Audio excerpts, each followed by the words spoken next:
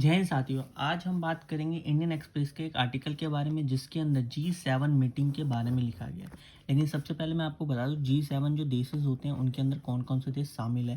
तो सबसे पहले तो यूएसए शामिल है और ये दुनिया के सबसे बड़े आप इकोनॉमिकल पावर कह सकते हैं, पॉलिटिकल पावर कह सकते हैं, डेमोक्रेसी का इन्फ्लुएंस है इन सारे देशों के अंदर। यूएसए है, यूके है, यूएस के साथ कनाडा भी लिख लो आप, है ना, ताकि एक ही कॉन्टिनेंट में रहे। यूके है, जर्मनी है, इटली है, फ्रांस है, ठीक है, और इस तरफ आपका जापान मिलेगा। एशिया का मात्र एक ऐसा कंट्री जो G7 का पार्ट है। इससे पहले 2014 से पहले G8 हुआ करता था, लेकिन जब रशिया ने क्या किया, क्रीमिया के ऊपर एनेक्स किया, जो क्रीमिया कौन सा पार्ट था, जो कि यूक्रेन का ही पार्ट था, उसके ऊपर जैसे ही एनेक्स किया तो 2014 के अंदर G7 से पहले G8 हुआ। फिर उसके जैसे ही इन्होंने 2014 के अंदर क्रीमिया के ऊपर एनेक्स किया रशिया वालों ने, वैसे ही इसको दोबारा से G8 से G7 बना दिया, ठीक है, 2014 के बाद से। तो ये आपके देश है। इस साल का जो जापान में जो समिट होगा ये कहाँ पे होगा, हिरोशिमा के अंदर। ये वही हिरोशिमा है जहाँ पर जब सेकेंड वर्ल्ड वॉर ख़त्म होने वाला था तब यूएस ने क्या किया था, न्यूक्लियर का एयर स्ट्राइक या न्यूक्लियर बॉम्ब घेर दिया था। तो ये पहली ऐसी मीटिंग है जहाँ पर ऐसा कुछ, मतलब पहली मतलब ऐसा सिटीज़ होस्ट कर रहा है इस मीटिंग को जहाँ पर न्यूक्लियर बॉम्ब अटैक हो चुका है, ठीक है। और दो ही शहर में आज तक ऐसा हुआ है ना, और वो दोनों ही शहर कहाँ पे, जापान के पास है। तो G7 के अंदर फिलहाल इस मीटिंग होगी जापान के हिरोशिमा के अंदर। और आपको मैं बता दूं कि जापान के अंदर इलेक्शन भी आने वाले हैं। तो जापान के जो पीएम है किशिदा जी, उनका यहाँ पे हिरोशिमा जो सेंट्रल हिरोशिमा ये कॉन्स्टिट्यूंसी है, मतलब इसी सीट से क्या करते हैं, इलेक्शन लड़ते हैं, सेंट्रल हिरोशिमा सिटी से। अब बात कर ले कि हमारी ये इलेक्शन, ये जो प्रोसेस होगा ये कब होगा, 20 से 21 के अंदर G7 की मीटिंग होगी। कहाँ पर होगी, तो जापान के हिरोशिमा के अंदर होगी। इसमें पीएम मोदी भी जाएंगे, जिन देशों का मैंने आपको बताया सबके हेड आपके जाएंगे। अब मोदी जी की जो मीटिंग है ये इंपॉर्टेंट इसलिए बताई जा रही है क्योंकि हमने इस साल, क्योंकि एक देश जापान जिसने न्यूक्लियर अटैक अपने ऊपर लिया है, और भारत अपने इस साल 18 मई 1974 को हमारे 25 साल हो जाएंगे क्या, किसको, पोखरान न्यूक्लियर टेस्ट को, है ना। तो ये एक संयोग ही है कि हम पोखरान न्यूक्लियर टेस्ट के बाद हमारे मोदी जी पहले ऐसे पीएम बनेंगे जो कि हिरोशिमा के अंदर जाएंगे। इससे पहले हमारे देश का कोई भी प्रधानमंत्री नहीं गया था, है ना, मतलब पोखरान टेस्ट के बाद नहीं गया, उससे पहले गए थे, पंडित जवाहरलाल नेहरू जी गए थे जब पोखरान टेस्ट हुआ था, है ना, वो वहाँ पे पहुँचे थे। नेहरू जी गए थे 1957 के अंदर। तो फिलहाल यहाँ पे जो इम्पोर्टेंट जो भी डेवलपमेंट है वो किस प्रकार की है, तो मैं आपको बता दूं कि ये शेड्यूल बिल्कुल बिजी होने वाला है मोदी जी का। उसका कारण ये है कि अगर मैं मोदी जी की बात करूँ तो मोदी जी अभी यहाँ पर रहेंगे 21-22 के बाद। उसके लिए फिजी जाएंगे, है ना, पपुआ न्यू गिनी, फिजी नहीं, पपुआ न्यू गिनी जाएंगे, ठीक है। उसके बाद वो वहाँ से ऑस्ट्रेलिया जाएंगे, ऑस्ट्रेलिया के अंदर क्वाड समिट को होस्ट मतलब अरेंज करेंगे। उसके बाद दोबारा ये फिर जून और जुलाई के अंदर कहाँ जाएंगे आपके, फिर एक बार ऑस्ट्रेलिया की यूएस की ट्रिप लेंगे, है ना, यूएस के अंदर प्रेसिडेंटल इनविटेशन आया है ऑफिशियल, और एक बार वो फ्रांस की तरफ रुक करेंगे, फ्रांस के अंदर भी उनका परेड होगा, उसके अंदर वो पार्ट लेंगे, ठीक है। ऐसे ही वो किसी को बुलाते नहीं।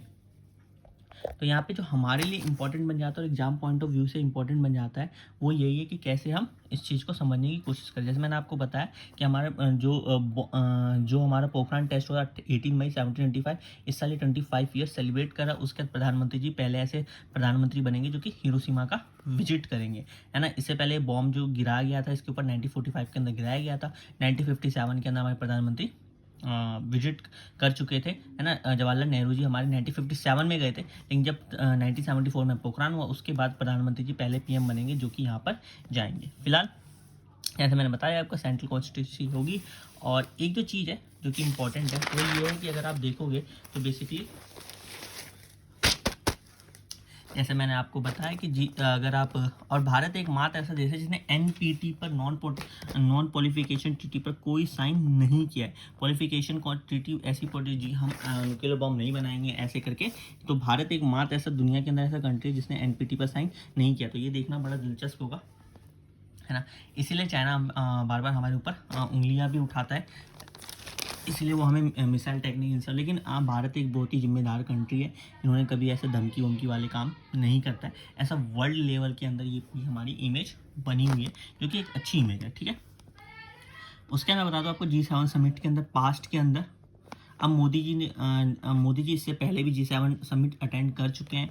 G7 अगर मैं समिट की बात करूँ पास्ट के अंदर ट्वाइस पर्सन टू पर्सन जब मीटिंग हुई थी फ्रांस के अंदर, तब भी मोदी जी हमारे गए थे 2019 के अंदर, जब जर्मनी में हुई थी 2022 के अंदर भी गए थे, और जब वर्चुअली मीटिंग हुई थी उस टाइम बाकी लीडर तो गए थे, लेकिन जो मोदी जी थे उन्होंने, हमारे यहाँ पैंडेमिक पीक के टाइप था तो इसलिए हम मोदी जी तो नहीं जा पाए थे, बाकी गए थे। अब इस साल का इंपॉर्टेंट इसलिए बन जाता है क्योंकि G20 हम होस्ट करेंगे सितंबर के अंदर।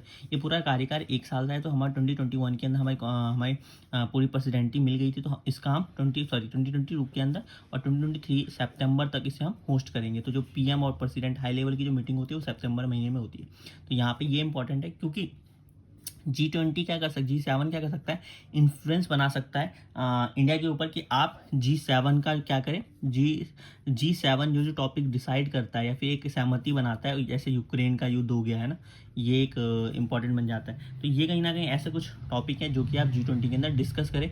यूक्रेन के प्रेसिडेंट को बुलाना है, जबकि भारत ऐसी चीज़ें नहीं करना चाहता है ना, क्योंकि हम सिर्फ दुनिया के अंदर यूक्रेन का ही एकमात्र इशू नहीं है, उसके अलावा भी बहुत सारे इशू है। कहीं पर क्राइसिस चल रही है, कहीं पर कू का, जैसे अभी पाकिस्तान के अंदर कूप या फिर मार्शल लॉ की बातें की जा रही है ना, जैसे और जगह भी अगर आप देखोगे तो बाकी स्थितियां खराब आपको दिखाई देने को मिल रही होगी। तो यहीं पर आपको मैं बता दूं, बाकी इसमें इस बार का जो अच्छी चीज़ है वो ये है कि G7 ग्रुपिंग जो है उसमें कौन कौन से और देश भी बुलाए गए हैं। तो आपको बता दूं, जापान जैसे मैंने बताया, 7 देश तो ठीक ही हैं, उसके अलावा यूरोपीय यूनियन को इन्वाइट किया गया है, ऑस्ट्रेलिया, ब्राज़ील, कोमोरो जो कि अफ्रीका यूनियन चेयर है ना, कोक आइलैंड भी है पैसिफिक ओशन के अंदर, इंडोनेशिया को जो कि एशियन का आसियान समिट है ना, जहाँ पे जो ईस्ट एशिया के जो 10 देश शामिल है आसियान के अंदर, उनको भी इनवाइट किया गया। साउथ कोरिया को इनवाइट किया गया, वियतनाम को भी इनविटेशन इस बार दिया गया है कि आप भी आइए। उसके अलावा जो संगठन है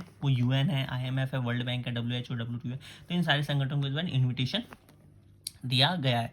तो तकरीबन आपके यहाँ पे लगभग सारे देश आपको देखने को मिलते हैं, और इसमें से बहुत इंपॉर्टेंट बात ये है कि G20 के अंदर जितने भी देश है उसमें 12 देश तो यहीं पर प्रेजेंट होंगे G7 मीटिंग के अंदर। तो भारत के लिए कहीं ना कहीं बिल्कुल रिलेवेंट होता हुआ आपको दिखाई देने की कोशिश कर रहा है। ठीक है, ग्लोबल साउथ, और साथ ही साथ इंडिया एक ग्लोबल साउथ, ग्लोबल मतलब वो सारी कंट्री हैं जिसके अंदर जो कि डेवलपिंग है या फिर डेवलपिंग होने की पथ पे है, तो उसका कहीं ना कहीं फेस। अब देखो ग्लोबल जो समिट है ना, ग्लोबल साउथ, वो 2 देश चाहते हैं लीड करे, एक इंडिया भी चाहता है लीड करना और एक चाइना भी चाहता है लीड करना। लेकिन चाइना के साथ दिक्कत यही है कि चाइना का जो फाइनेंशियल असिस्टेंस होगा, फाइनेंशियल जो मजबूती है वो इतनी ज़्यादा नहीं है, और उनके डीप पॉकेट तो है उनके पास, लेकिन वो ट्रैप्ड वाले पॉकेट है कि एक बार अब जैसे आपने सुना होगा ना, लोग लोन दे देते हैं फिर उसके बाद नहीं वापस कर पाते क्योंकि इंटरेस्ट काफ़ी हाई होता है। तो भारत के साथ ऐसा कुछ भी नहीं है। और सेकंड चीज़ ये कि क्योंकि भारत के अंदर डेमोक्रेसी भी है, भारत हमेशा हर चीज़ों को अपने पॉइंट ऑफ व्यू से नहीं देखने की कोशिश करेगा। तो जहाँ पे उन्हें लगेगा कि ये चीज़ हमें उठानी चाहिए, ये चीज़ राइट है, सबके हितों की बात है, तो वहाँ पे जो इंडिया है वो बिल्कुल एक बैलेंस अप्रोच, न्यूट्रल अप्रोच के साथ आगे बढ़ने की भी कोशिश करेगा। तो भारत ये चाहेगा कि ग्लोबल साउथ जो है उसके अंदर क्या करें, हम बातें किए जाए।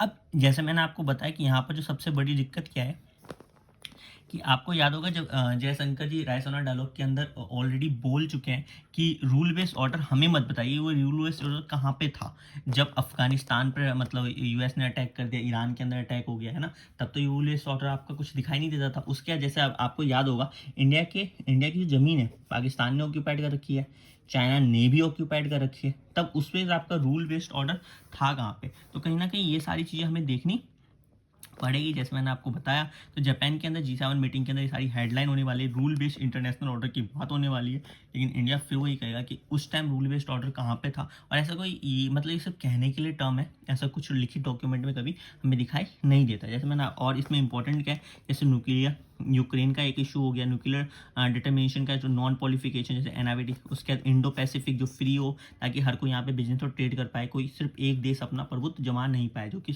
चाइना के अंदर साउथ एशिया के साउथ चाइना सी के अंदर जो चाइना अपना प्रभुत्व जमाने की कोशिश करता है 9 लाइन की बदौलत। तो वहाँ पे ये भी चीज़, तो ये सारी जो भी टॉपिक है ये G7 देश बिल्कुल चाहेंगे कि ये G20 के अंदर भी मुद्दा बने। भारत के साथ तो बाकी कुछ दिक्कत ज़्यादा लगती नहीं है। यूक्रेन का एक इशू पे शायद भारत उतना जोर ना दे, है ना। जब हमारी FM की मीटिंग हुई थी है ना। जब हमारी फाइनेंस मिनिस्टरों की भी मीटिंग हुई थी तभी उस टाइम पे कोई कंक्लूजन ऐसा निकला नहीं था। फॉरेन मिनिस्टर की भी जब मीटिंग हुई थी तो भी हमारे कंक्लूजन ऐसा निकला नहीं था। तो ये आपको समझने की जरूरत है। और G20 के फॉरेन मिनिस्टर की बात कर रहा हूँ तो G20 के अंदर जब ऐसा हुआ था, जो फाइनेंशियल मीटिंग हुई थी वो शायद बैंगलोर में हुई थी, और जो फॉरेन मिनिस्टर की मीटिंग हुई थी वो दिल्ली के अंदर हुई थी। उसके अलावा जैसे मैंने आपको बताया कि फ्री एंड ट्रेड, तो अब यहाँ पर ये सारे टॉपिक को G7 की जो कंट्री है वो पुश आउट करना चाहेगी G20 के अंदर, लेकिन भारत देखते हैं क्या लेता है स्टैंड। और एक चीज़ जो सबसे अच्छी चीज़ है, जैसे मैंने आपको बताया कि जापान हो गया, मोदी जी उसके कहाँ पे जाएंगे, पपुआ न्यू गिनी के अंदर जाएंगे, पोर्ट्स मोर्सवी, क्योंकि 2014 के अंदर जब जो प्रधानमंत्री थे हमारे बने थे उस टाइम में उन्होंने 14 इंडिया और प्लस में 14 पैसिफिक आइलैंड के साथ फ्री एंड ट्रेड पैसिफिक की बात की थी, जिसमें forum of Indian Pacific island corporation एक मीटिंग बनाई गई थी, जिसके अंदर फ्री ट्रेड हो, फ्री आपस में अगर कोई आइलैंड को कोई दिक्कत हो, हम समुद्र के अंदर शांति हो, ऐसा कोई स्पाई या फिर मतलब क्या कहते हैं उसे हम मतलब लूटपाट ना हो बेसिकली, है ना। तो ऐसी चीज़ों को निपटने के लिए 2014 के अंदर इनिशिएटिव लॉन्च किया गया था। तो जापान के बाद मई के अंदर ये मीटिंग खत्म हो गई, सीधा कहाँ पे जाएंगे, पपुआ न्यू गिनी जाएंगे जापान के पीएम के साथ, जापान भी वहाँ पे अवेलेबल होगा, है ना। उसके साथ ये सीधा के सीधा फिर कहाँ चले जाएंगे, ऑस्ट्रेलिया के अंदर चले जाएंगे, क्योंकि वहाँ पर फिर क्या होगी, क्वाड सिडनी के अंदर, है ना, वहाँ पे क्वाड की मीटिंग होगी, क्वाड लीडर समिट होगी, क्वाड की मीटिंग होगी। उसके बाद वो फिर वहाँ पे पीएम अपने जो ऑस्ट्रेलिया के पीएम है, काउंटर पार्ट है, उससे मुलाकात करेंगे, और फिर वहाँ पे ऑस्ट्रेलिया के जो बिजनेस फोरम है, सीईओज है, उनसे भी मुलाकात करेंगे। आज के लिए इतना ही। जय हिंद।